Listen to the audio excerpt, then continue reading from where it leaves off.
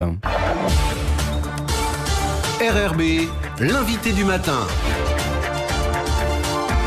Bonjour Marc-Olivier Verger. Bonjour. Vous êtes le chef du service de l'animation et du rayonnement de la ville de Nouméa et nous allons évoquer avec vous Noël qui approche à grands pas. Si j'ai bien compté, nous sommes à J-12, mais il se passe déjà beaucoup de choses, notamment sur la place des Cocotiers, avec Nouméa Féerie qui a commencé au début du mois, c'est ça? Vous nous rappelez ce que c'est Nouméa Féerie? Alors Nouméa Féerie, c'est un programme qui comprend vraiment l'ensemble du mois de décembre. On a plusieurs phases dedans. On a notre calendrier de l'Avent artistique qui nous amène jusqu'à l'arrivée du Père Noël. Donc c'est ça qui a commencé le 1er décembre.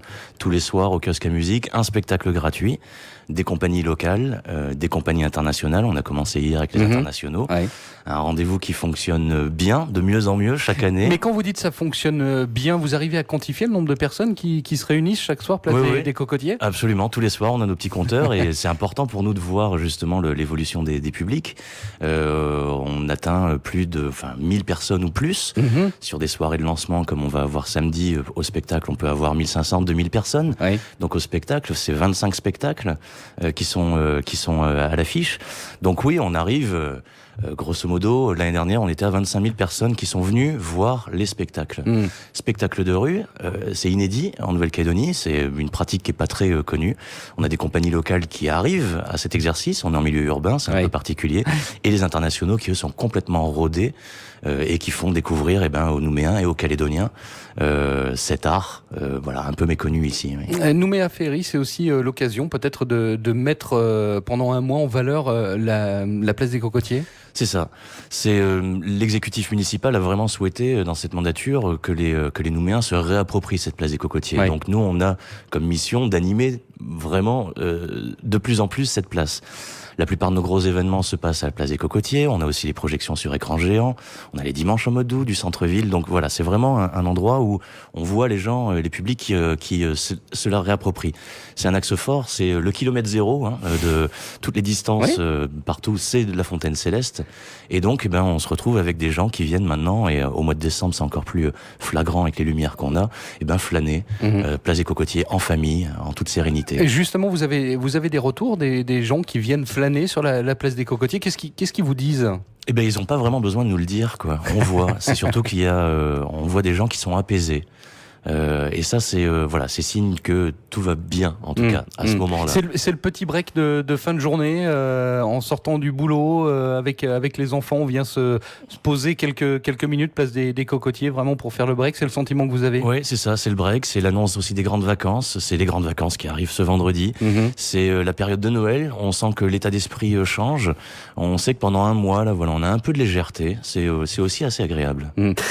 Alors, Nouméa Féerie, c'est donc les spectacles que nous évoquions, mais à partir de samedi, on va dire qu'on va mettre une autre brique de Lego, parce que c'est mon jouet préféré moi quand j'étais gosse.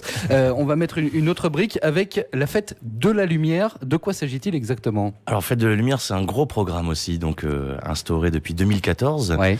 On est sur un dispositif de mise en lumière de toute la place des Cocotiers. Alors... Mais pardonnez-moi, mais la place des Cocotiers, je suis passé ce matin en arrivant au boulot, elle est déjà illuminée? Oui, alors depuis le 15 novembre, on va dire qu'on est dans les éclairages traditionnels.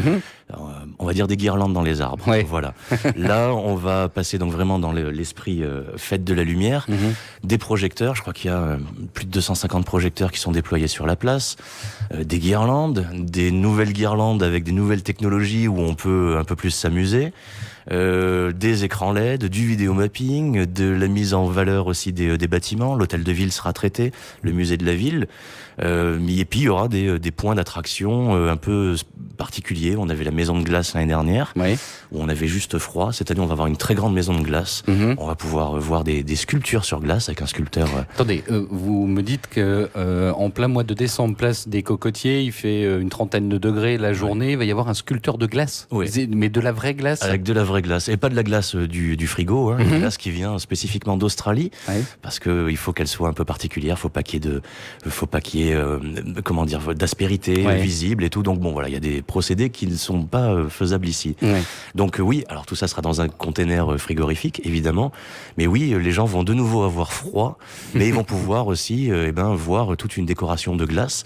Je me souviens quand j'étais enfant, on y avait eu un bonhomme de neige qui avait été posé sur la place des Cocotiers. Bon, il avait duré à peu près 10 minutes. Là, celle-ci, elle va durer 15 jours.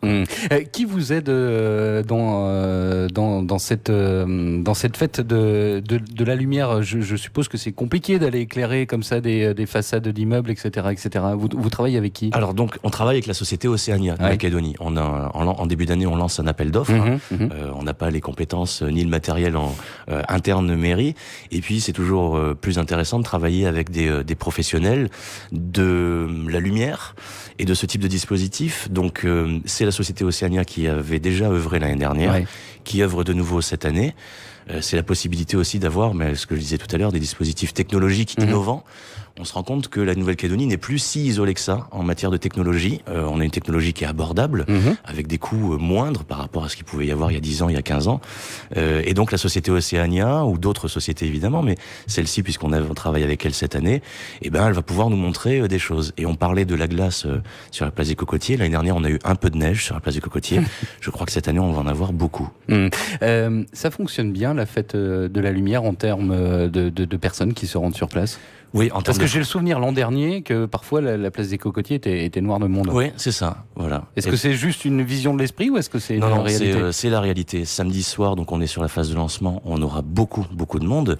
Et ensuite, on va avoir sur 15 jours des pics, forcément, et puis des périodes qui vont être un peu plus calmes. Mais de manière générale, on tourne entre 3500 et 4000 personnes, quand c'est les soirées normales, qui, de 19h jusqu'à 23h, déambulent sur la place. L'année dernière, on avait recensé un peu plus de 40 000 personnes sur cette phase-là. Donc oui, c'est un moment qui prend bien, parce que c'est un moment qui est évidemment aussi principalement pour les enfants. Il y a pas beaucoup d'enfants et beaucoup de familles qui peuvent pas forcément voyager.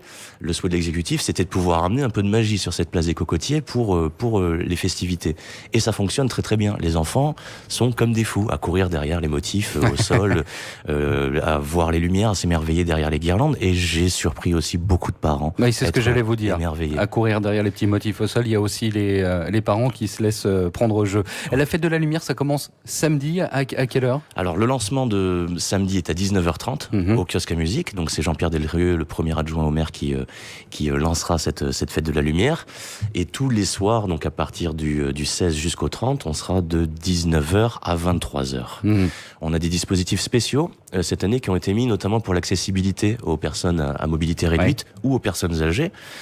Donc on a le carré Roland qui va être ouvert tous les soirs en parking tout public et une zone sera vraiment dédiée au stationnement personnes à mobilité réduite, et un dispositif avec le centre communal d'action sociale du 17 au 22 avec la mise à disposition de 5 fauteuils roulants et des auxiliaires de vie.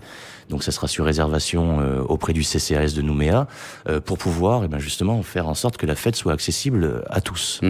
Marc-Olivier Verger, vous êtes le chef du service de l'animation et du rayonnement de la ville de Nouméa. Vous avez des nouvelles du Père Noël? Oui, on en a. Pour les enfants qui nous écouteraient, il nous a pas oublié sur le calendrier? Non, il nous a absolument pas oublié. On a réussi donc à avoir confirmation pour le rendez-vous du 24 décembre. Donc le 23 décembre, on a une séquence où ses collaborateurs vont venir chercher les lettres. Évidemment. Donc ça sera au kiosque à musique aussi, avec des séquences vraiment dédiées aux enfants. Et le 24 au soir, si y a pas de pépin au niveau du trajet et autres, à 19h, il arrive à la Fontaine Céleste pour une séquence, on va dire, habituelle. On serre la main aux enfants. Le maire lui remettra les clés de la ville, indispensable, parce qu'on n'a pas de cheminée ici. Un petit tour de la place des Cocotiers, et ensuite je crois qu'il aura une longue nuit, donc il ne s'attardera pas trop. Donc le 24 au soir, vous nous rappelez l'heure? À 19h, à la Fontaine Céleste. À 19h. Et puis, toute cette magie de Noël s'achèvera, j'allais dire, l'année prochaine, en 2019, par le grand feu d'artifice de la ville, c'est ça? C'est ça. Donc on clôt Nouméa Féerie le 1er janvier, et on ouvre évidemment l'année 2019. C'est le feu d'artifice de la nouvelle année qui sera encore tiré sur le site de Sainte-Marie, depuis l'îlot artificiel. Un site qui nous permet de faire beaucoup de choses et de pouvoir sécuriser aussi l'espace public. Là aussi, c'est un gros rendez-vous qui est attendu des Nouméens, mais aussi des Calédoniens. Donc ça sera à 20h sur le site de Sainte-Marie. il faut s'attendre à quand même quelques petites perturbations de circulation. Donc on va inviter les publics à venir un peu à l'avance. Se dire qu'on trouvera de la place 5 minutes avant, c'est un peu risqué. Compliqué. Oui. Et si je pouvais me permettre un dernier petit mot sur la fête de la lumière, on a évidemment énormément d'enfants et de petits enfants. On invite fortement les parents à garder un œil quand même sur les enfants, parce qu'on regarde les guirlandes en l'air et on oublie que l'enfant, lui, il va tracer voir une animation.